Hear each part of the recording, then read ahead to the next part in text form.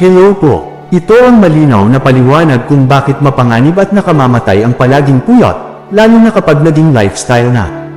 Permanbuelva po uli. Una, hindi niya nakakapag-repair ang katawan. Habang natutulog, doon inaayos ng katawan ang mga nasirang cells, kabilang ang heart muscles, blood vessels, brain cells, immune cells. Kapag kulang ang tulog, walang oras ang katawan mag-repair. Naiipon ang damage araw-araw hanggang sa bumigay ang isang organ. Pangalawa, tumataas ang stress hormones araw-araw. Ang puyat ay nagpapataas ng cortisol at adrenaline. Kapag laging mataas ang mga hormones na ito, humihigpit ang blood vessels, tumataas ang blood pressure, bumibilis ang tibok ng puso. Ito ang dahilan kung bakit maraming puyat ang inaatake sa puso kahit bata pa. Pangatlo, tumitigas at nasasaktan ang mga ugat. Ang tulog ay mahalaga para manatiling elastic ang blood vessels. Kapag kulang, tumitigas ang ugat, mas madaling mabara, mas madaling pumutok.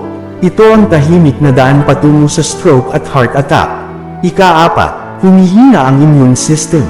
Ang palaging puyat ay nagpapababa ng white blood cells, antibodies, natural killer cells. Resulta, madaling magkasakit, mabagal gumaling. Mas mataas ang risk ng infection. Kapag mahina ang immune system, kahit simpleng sakit ay pwedeng lumala. Ika-lima, sumisira ito sa blood sugar at metabolism. Kapag kulang sa tulog, tumataas ang insulin resistance. Tumataas ang blood sugar, mas madaling tumaba. Ito ang dahilan kung bakit maraming puyat ang nauuwi sa diabetes, na isa ring pangunahing dahilan ng maagang pagkamatay. Ika-anim, nasasaktan ang puso kahit walang sintomas. Ang puso ay hindi agad sumasakit kapag napapagod. Sa puyat, mas mahaba ang oras na nag-o-overwork ang puso.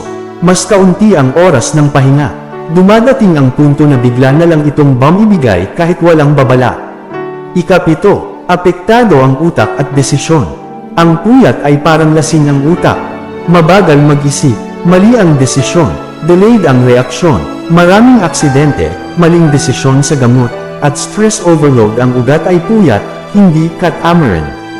Ika-walo, pinapabilis ang pagtanda ng katawan. Kapag kulang ang tulog, bumababa ang growth hormone, bumabagal ang cell regeneration, mas mabilis ang tissue damage.